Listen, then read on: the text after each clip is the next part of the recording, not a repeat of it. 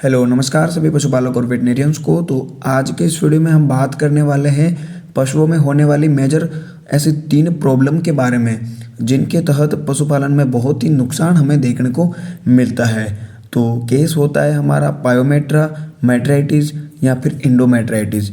हम इसको गर्भाशय से संबंधित बीमारी बोल सकते हैं। देखिए, पशुपालन का या फिर पशु मालिक का एक उद्देश्य होता है या फिर पशुपालन का उद्देश्य होता है पशु से अच्छा दूध उत्पादन प्राप्त करना। लेकिन पशुओं में इस तरह की समस्या को देखते हुए जब पशु मालिक पशुओं से दूध प्राप्त करना है या फिर उसे उसका गर्भ ठहराने में असमर्थ रहता है तो उससे किसानों को निराशा देखने को मिलती है, यानी कि किसान में हमें निराशा भी देखने को मिलती है। तो आज का ये वीडियो हमारे होने वाला है कि पशु में जो है पायोमेट्रा हो जाए, पशु के गर्भाशय से मवाद पड़ने लग जाए या फिर पशु बार बार रिपीट हो जाए, रिपीट ब्रीडिंग वो पशु हो जाए, तो ऐसे में हमें पशु का कैसे ट्रीटमेंट करना है, यह वीडियो हमारा इस टॉपिक पे होने वाला है। तो वीडियो को लास्ट तक जरूर देखना। देखिए, हम आज के इस वीडियो में 3 टॉपिक पे हम बात करने वाले हैं मेन, जैसे कि मेट्राइटिस हो गया।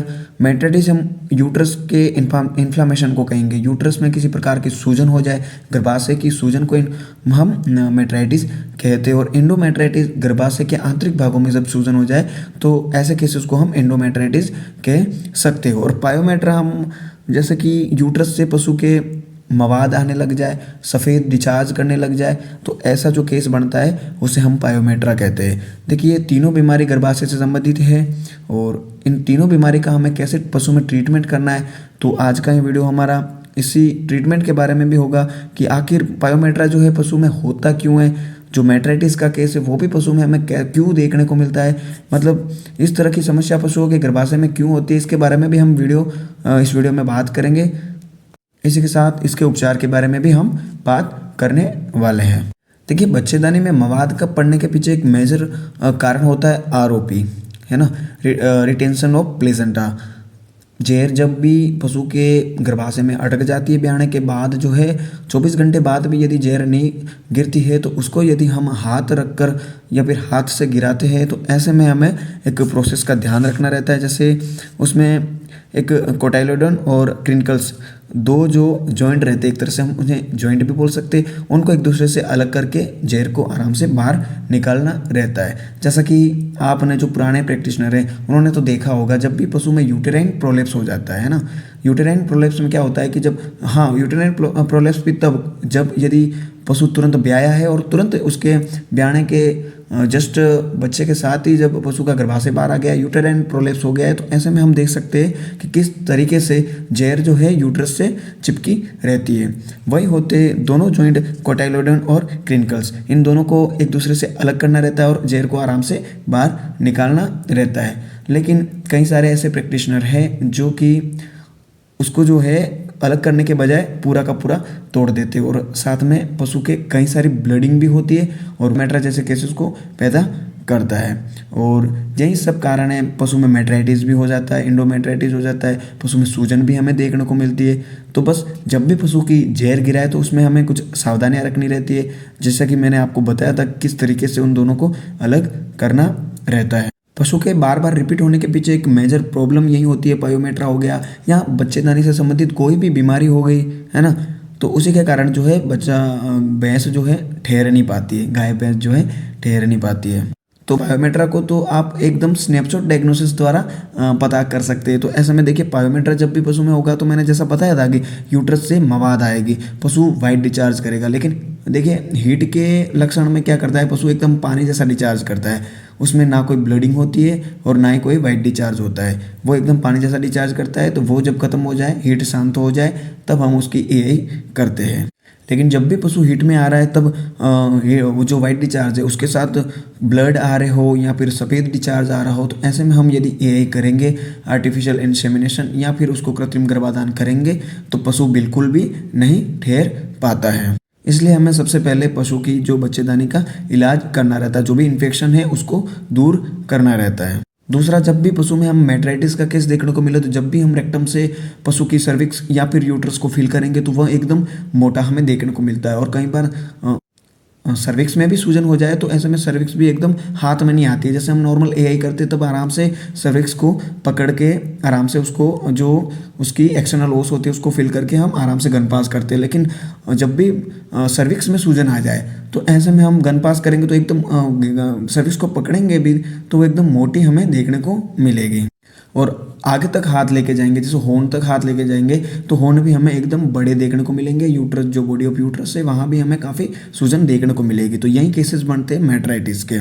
दूसरा हम बात करें पशु में जब भी इन्फेक्शन हो तो मेजर मैंने एक तो बताया था आरओपी, दूसरा हो गया जब भी पशु में हम डिस्ट्रोफिया केस देख रहे हैं ना, कठिन प्रसव यदि पशु में कर रहे हैं तो ऐसे में बच्चे को गिराते वक्त, बच्चे को बाहर निकालते वक्त यदि स्लीव नहीं पहनी हो, है ना, और इसके बाद जो है बच्चे को हम बाहर खींच रहे हो तो उस टाइम यदि बच्चेदानी में चोट लगी हो, है ना, गर्भाशय में चोट लगी हो, ब्लीडिंग हुई हो और उसके बाद यूट्रेटोनिक या फिर कोई भी एंटीबायोटिक वगैरह नहीं दी है तो ऐसे में पशु में जो है गर्भाशय में मवाद बढ़ जाती है और आगे जाके इस तरह की समस्या हमें देखने को मिलती है। देखिए मेन आपको 2 सावधानियां रखनी है जब भी आप पशु की आरओपी करते हैं। यदि जरा सी भी यदि ब्लीडिंग हुई है तो आप उसके पशु के गर्भाशय में यूटेराइन बोलस जरूर रखें। इंट्रा यूटेराइन बोलस भी आती है जिसके बारे में आगे मैं बताऊंगा ट्रीटमेंट, जब इस रोग के बारे में उपचार की जब हम बात करेंगे तब मैं बोलस के बारे में भी बताऊंगा। इंट्रा यूटेराइन मेडिसिन आती है उसके बारे में भी बताऊंगा, है ना। तो बस आप जब भी आरओपी करें तो एक बार जो भी डोज में आगे बताऊंगा आपको उस हिसाब से आपको क्या है कि बोलस जो है इंट्रा यूटेराइन पशु के रखनी है। ऐसे में पशु में जो भी इन्फेक्शन हुआ, जो भी पशु के चोट लगी हो, अंदर ब्लीडिंग हुई हो तो उससे मवाद पड़ने की संभावना बहुत कम रहेगी। दूसरा जब भी डिस्ट्रोफिया करे तो तब क्या होता है कि ज़्यादा खींचातानी नहीं करे, आराम से मतलब क्या है कि उसको बाहर निकाले बच्चे को। और मेन बात हाथ में स्लीव जरूर पहने। एक और बेसिक कारण होता है जिसमें पशु के यूट्रस में मवाद बढ़ जाती है, जैसे कि हम एआई करते हैं और एआई करने के दौरान क्या होता है कि जैसे ही हमने गन पास की है या फिर अंदर जैसे ही वेजाइना में एंटर कर रहे हैं और गोबर को हम बाहर निकाल रहे हैं ना, तो ऐसे में क्या होता है कि थोड़ा बहुत गोबर जो है गन पे भी लग जाता है और कई बार तो वेजाइना पे भी किसी प्रकार के ऐसे गोबर हो गया, है ना, धूल मिट्टी ऐसी लगी रहती है और गन जैसे ही पास करते हैं और वो गन के मुंह पे ऐसे गंदी बड़ा लग जाता है ना, आप समझ सकते हैं। तो हम गन पास कर रहे हैं तो वो यदि गन के साथ अंदर चला जाए कोई भी डस्ट तो ऐसे में भी पशु में इस प्रकार के इन्फेक्शन हमें देखने को मिलते हैं। क्योंकि देखिए आंतरिक अंग है, उसमें किसी भी प्रकार का इन्फेक्शन एक्सेप्ट नहीं हो पाता है। तो कुछ भी हम जैसे भी पशु के एआई कर रहे थे तब क्या होता है कि उसके पीछे से अच्छे से सफाई भी हमें कर लेनी चाहिए। वैसे मैंने एक वीडियो बना रखा है पशु के इनफर्टिलिटी को लेके, रिपीट ब्रीडिंग को लेके, जैसा कि गाय भैंस में बांझपन, मादा बांझपन, है ना, गाय भैंस का बार बार रिपीट होना, पशु का हीट में नहीं आना, जो फर्स्ट टाइमर हिपर होती है, झोटी जो रहती है, उसका बच्चेदानी का छोटा होना जिसके कारण हम गन पास नहीं कर पाते और पशु ठहर नहीं पाता है। उसके लिए कैसे बच्चेदानी का विकास करें, कैसे बच्चेदानी को बड़ा करें, इस पर मैंने एक कंप्लीट वीडियो बना रखा है जिसका मैंने लिंक डिस्क्रिप्शन में फर्स्ट सबसे ऊपर दे रखा है, तो वहाँ से जाके आप वीडियो जरूर देखें। बाकी यह वीडियो हमारा मेट्राइटिस के या फिर पायोमेट्रा के बारे में बना है। तो बात करेंगे हम जब भी पशु के गर्भाशय में मवाद पड़ जाए, सूजन आ जाए तो ऐसे में हमें पशु का कैसे ट्रीटमेंट करना है। उपचार की ट्रीटमेंट की हम यदि बात करें तो सबसे पहले जो है आपको इंजेक्शन उसमें लगाना रहता है PGF2 अल्फा, यानी कि एक हार्मोनल इंजेक्शन होता है जो मेडिकल में प्रेग्मा करके उपलब्ध होता है, जिसमें क्लोप्रास्टानोल सॉल्ट रहता है, जो जिसकी डोज की यदि मैं बात करूँ तो उसमें कंटेंट मिला रहता है 250 mg। क्लोप्रास्टानोल जो है 250 mg पर ml में मिला रहता है और 2 ml के रूप में हमें वह इंजेक्शन प्राप्त होता है। तो वह इंजेक्शन हमें इंट्रामस्कुलर रूट से पशु को लगाना रहता है। क्लोप्रास्टानोल इंजेक्शन, प्रेग्मा इंजेक्शन जो है क्या काम करता है, ये एक हार्मोनल इंजेक्शन है, किस तरीके से काम करता है इस पर मैंने एक वीडियो बना रखा है जो कि आपको वेटनरी मेडिसिन करके जो प्लेलिस्ट है उसमें आपको देखने को मिल जाएगा सारे इंजेक्शन के बारे में। तो इस इंजेक्शन के बारे में भी आप डिटेल से जानना चाहते हैं तो इस इंजेक्शन की मैंने लिंक डिस्क्रिप्शन में दे रखी है, वहाँ से आप इस इंजेक्शन के बारे में भी देख लेंगे। देखिए जब भी पशु में हमें पायोमेट्रा या फिर बच्चेदानी में मवाद जैसे ऐसे केसेस देखने को मिले, पशु का बार बार रिपीट होने वाले केस देखने को मिले, तो ऐसे में जो है हम पशु को इंट्रायूटेराइन मेडिसिन दे सकते हैं, एंटीबायोटिक्स दे सकते हैं। तो ऐसे में देखिए मैं कई सारी ऐसी इंट्रायूटेराइन मेडिसिन बताऊंगा, इनमें से आप एक ट्रीटमेंट पशु को दे सकते हैं जिससे आपको रिलीफ मिले, वो आप अन्य पशु में भी कर सकते हैं। देखिए आप इंट्रायूटेराइन के तौर पे एक ऑक्सीटेट्रासाइक्लिन इंजेक्शन भी उपयोग कर सकते हैं, है ना। इंट्रायूटेराइन रूट से आप ऑक्सी को भी दे सकते हैं विथ डेक्सामेथासोन। ऐसा मैं डोज की बात करूँ तो देखिए 50 ml आप 50 ml तक 50 से 60 या 70 ml भी ऑक्सीटेट्रासाइक्लिन ले सकते हैं, है ना। 60 ml पर्याप्त है। 60 ml आप ऑक्सीटेट्रासाइक्लिन और 5 से 7 ml आप डेक्सामेथासोन जो इंजेक्शन है, स्टेरॉइड कॉर्टिकोस्टेरॉइड इंजेक्शन है, इन दोनों को मिलाकर आप इंट्रायूटेराइन दे सकते हैं। इसके अलावा आप इंट्रायूटेराइन रूट से लिक्सेन आईयू करके एक इंट्रायूटेराइन मेडिसिन आती है, वह 60 ml में, इसके बारे में मैं डिटेल से आगे बताऊंगा। तो यह भी आप पशु में उपयोग कर सकते हैं। इसी प्रकार से कई सारे इंट्रायूटेराइन मेडिसिन उपलब्ध है जो आप पशु के गर्भाशय में छोड़ सकते हैं और पशु को गर्भाशय के संक्रमण से आजाद बचा सकते हैं। इंट्रायूटेराइन एक लिनोवो करके भी आता है इंटास कंपनी का, वह भी आप पशु में उपयोग कर सकते हैं। बाकी जब भी पशु में हमें मेट्राइटिस का केस देखने को मिले, सूजन जैसी हमें केस देखने को मिले पशु के गर्भाशय का, है ना, तो ऐसे में हम पशु को एंटीबायोटिक दे सकते हैं, जैसे एक्सनल हो गया जिसमें सेफ्टी4 सोडियम सॉल्ट रहता है, वह भी आप पशु को दे सकते हैं। 1 ग्राम की डोज में हमें मार्केट में उपलब्ध रहता है। तो बड़े पशु में जो है 1 ग्राम इंजेक्शन हम लगा सकते हैं एक्सनल, जो एक्सनल ब्रांड नेम है और सेफ्टी4 सोडियम उसमें सॉल्ट मिला रहता है। इसी के साथ उपचार के तौर पे मैं बताऊं तो आरओपी के दौरान आप यूट्रेटोनिक दे सकते हो पशु को। जब भी पशु का या तो आपने कठिन प्रसव का केस देखा है ना, डिस्टोकिया देखा है, या फिर पशु को प्रसव के दौरान काफ़ी सारी पीड़ाओं का सामना करना पड़ा है ना, कठिन प्रसव टोटल जो भी है पशु को हुआ है, तो ऐसे में आप यूट्रेटोनिक जरूर दें ताकि यूट्रस में किसी भी प्रकार का इन्फेक्शन संक्रमण फैल जाए तो वह सही हो सकता है। इसी के साथ इंट्रायूटेराइन बोलस भी रखेंगे, जिसके बारे में ब्रांड नेम सहित क्या सोल्ट रहता है बोलस का, वो भी मैं आपको आगे इन सभी स्लाइड्स के माध्यम से बताऊंगा। जैसा कि आप पहला इंजेक्शन दे सकते हैं जिसमें मेट्राइटिस, एंडोमेट्राइटिस या पायोमेट्रा के केसेस में उपयोग करते हैं, तो पहला हमारा इंजेक्शन है क्लोप्रोस्टेनॉल, जो कि प्रेग्मा नाम से उपलब्ध है, जिसमें सॉल्ट क्लोप्रोस्टेनॉल है। और आपको क्लोप्रोस्टेनॉल सॉल्ट के काफ़ी सारे इंजेक्शन वेटमेट करके भी आता है, काफ़ी सारे इंजेक्शन मार्केट में अवेलेबल है, तो वो आप पशु में 2 ml लगा सकते हैं जब भी पायोमेट्रा, एंडोमेट्राइटिस या मेट्राइटिस जैसे केस आपको पशु में देखने को मिल रहे हैं। तो इसी के साथ हम दूसरा इंजेक्शन उपयोग करेंगे इसमें एक्सनल, जो कि एंटीबायोटिक है जिसमें सेफ्टी4 सोडियम सॉल्ट मिला होता है। तो 1 ग्राम का इंजेक्शन है, लगातार 3 दिन तक हम पायोमेट्रा वाले केसेस में इसका उपयोग कर सकते हैं। जिसका भी वाइट डिस्चार्ज पशु में हो रहा है तो ये एंटीबायोटिक उसमें उपयोग करेंगे।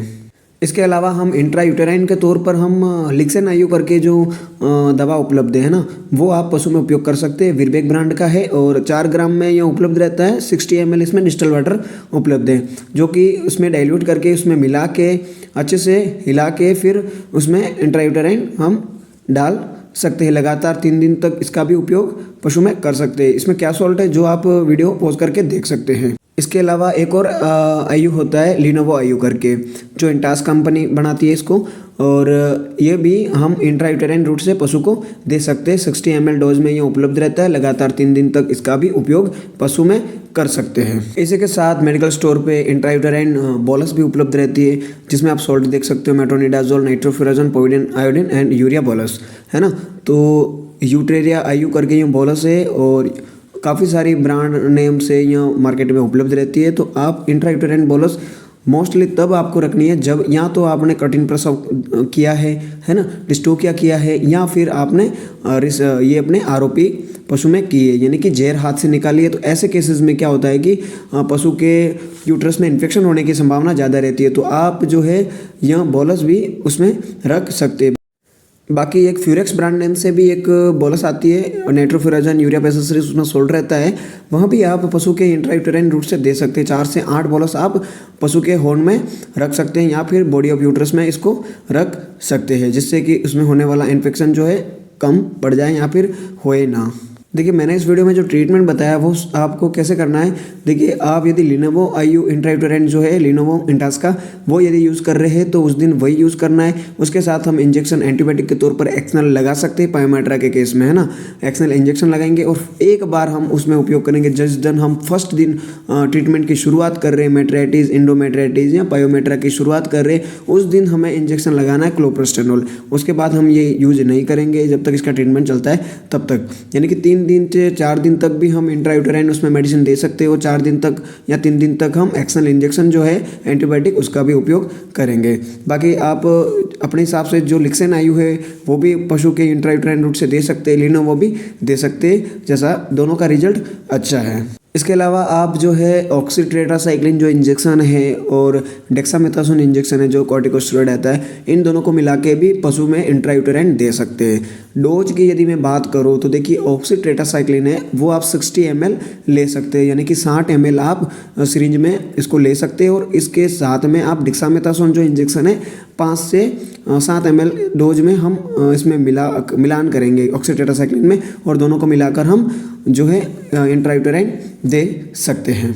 और एक और बात, जैसा कि इंट्रायूटेराइन जो बोलस आती है वो केवल जब पशु का प्रसव हुआ हो उसके 2-3 दिन के भीतर ही हम उसमें रखेंगे तो सर्विक्स उसकी खुली मिलेगी, जितना हमारा हाथ जाए उतनी। बाकी नॉर्मल जो है प्रसव के 3 महीने या 2 महीने बाद यदि पायोमेट्रा जैसा केस देखने को मिल रहा है तो ऐसे में हम जो है हाथ द्वारा जो बोलस को यूट्रस तक नहीं रख सकते। ऐसे में यदि बोलस देना चाहे तो आप जो है इंट्रा यूटेराइन जो नली के माध्यम से भी आप उसमें दे सकते हैं, एनएस में घोल के। जो एनएस की सलाइन आती है उसमें आप बोलस को घोल करके उसमें पशु के इंट्रायूटेराइन रूट से दे सकते हैं। तो जो भी ये ट्रीटमेंट बताया, ये जो भी मैंने जैसा ये ऑक्सीटेट्रासाइक्लिन विथ डेक्सोना ये जो इंजेक्शन है ये हो गया, लिक्सेन आयु हो गया, लिनोवो आयु हो गया, जो भी आप इसमें इंट्रायूटेराइन रूट से देते सब बेस्ट है, इससे अच्छा रिजल्ट मिलता है। इन तीनों में से आप जो भी अपनाएंगे बहुत अच्छा रिजल्ट मिलेगा। तो फाइनली आपको ये वीडियो कैसा लगा कमेंट करके जरूर बताएं, और भी इसी तरह की वीडियो देखने के लिए मेरे चैनल से जरूर जुड़े। साथ ही यदि आप मेरे व्हाट्सएप ग्रुप से जुड़ना चाहते हैं तो डिस्क्रिप्शन में लिंक दे रखी है, वहाँ से सीधे आप मेरे व्हाट्सएप ग्रुप से भी जुड़ सकते हैं। बहुत बहुत धन्यवाद।